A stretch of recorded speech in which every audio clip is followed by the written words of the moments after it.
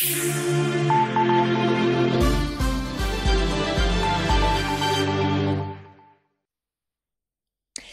est 18 h très précisément ce mercredi 15 novembre. C'est l'heure de faire le point sur l'actualité près de chez vous dans la métropole lilloise. Bienvenue sur Grand Lille TV. Et en cette période, les infections hivernales sont progressivement de retour et touchent surtout les enfants plus sensibles et dont le système immunitaire n'est pas encore mature. Il faut être vigilant avec les bébés de moins de 3 mois. Un simple nez bouché peut être gênant au niveau respiratoire et l'empêcher de téter. La bronchiolite, la rhinopharyngite, l'otite, autant de maladies qui affectent particulièrement les enfants. Ces infections nécessitent une surveillance et dans certains cas, un avis médical, voire une hospitalisation. La gastro-entérite, qui est de retour, elle aussi se manifeste par des vomissements, des diarrhées et parfois de la fièvre. Elle nécessite une réhydratation pour compenser les pertes en eau et en sels minéraux. Les explications d'un pédiatre sur la gastro-entérite, interrogé par Céline Huret. Les rhumes, les rhinopharyngites, bon là il n'y a pas énormément de traitement. Il faut se moucher, prendre un peu de paracétamol. Bon, il y a extrêmement rarement des antibiotiques à prendre.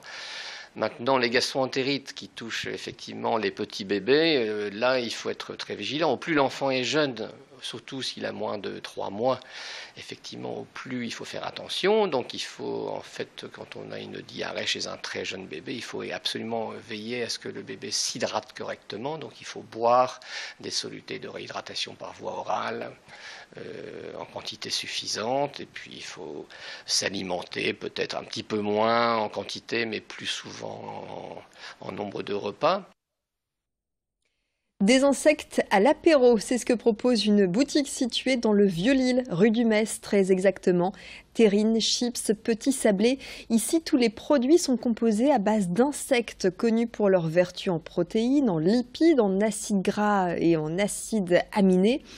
Certaines gammes de produits sont même issues de notre région et proviennent d'une micro-ferme urbaine de production d'insectes comestibles située à Marc-en-Barœul. Criquets, grillons, vers ou encore larves de scarabées. Il y en a pour tous les goûts. Pour l'heure, ces produits attirent surtout les curieux. Les explications recueillies sur place par Céline Huret.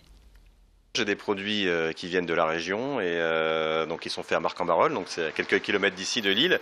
Et la spécificité, c'est que c'est des produits qui à ce jour ne sont pas développés en France, c'est les insectes. Voilà. Et donc c'est Virginie qui a lancé ça il y a quelques temps. Je sais qu'elle a l'idée en tête depuis 1 an. Moi j'ai eu l'occasion de la rencontrer il y a 2 mois. Et elle produit des insectes chez elle. Donc elle les élève, elle leur donne à manger, elle les tue en les congelant et elle les cuisine. Et nous on les commercialise ici à la boutique et peut-être après dans les bars ou ailleurs. Aujourd'hui, il n'y a que 3 fermes d'élevage en France, enfin, à ma connaissance.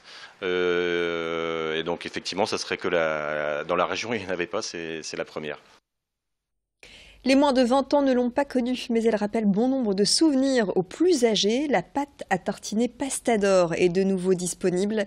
À l'origine, sa production avait débuté en 1952 pour s'arrêter dans les années 90. Depuis 2013, c'est une entreprise familiale qui lui a permis de se relancer. Aujourd'hui, 2 recettes sont commercialisées, chocolat noir et chocolat au lait caramel. Avec quelques changements opérés, l'huile de palme, par exemple, a été remplacée par l'huile de tournesol. Et dès la semaine prochaine, une nouvelle recette sera présente dans les rayons des supermarchés. Le Pastador à la cassonade, idéal accompagné d'une gaufre et d'une crêpe. Une recette à la fois ch'ti et belge. Les explications de celui qui a relancé la pâte à tartiner de notre enfance au micro d'Alexis Tessier. On développe une recette, une sorte de prototype à la maison, dans notre cuisine. Ensuite, nous la travaillons avec des partenaires en recherche et développement, des gens qui savent développer des recettes que l'on pourra ensuite commercialiser.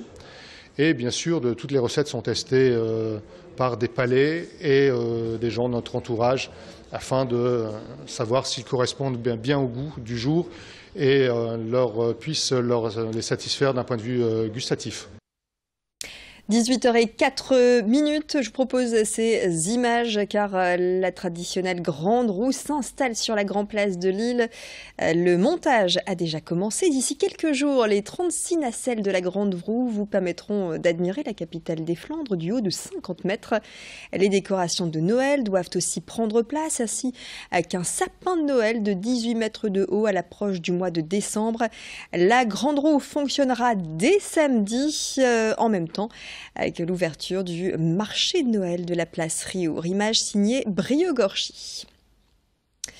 Une expérience insolite vous attend dans le centre-ville de Lille avec ce simulateur d'avion de chasse. Vous avez toujours rêvé de survoler le Grand Canyon aux États-Unis ou bien la Côte d'Azur.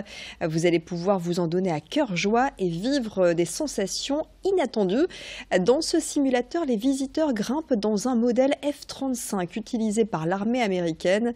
Une manette, un joystick et une tablette tactile vous permettront de prendre les commandes comme si vous étiez dans les airs.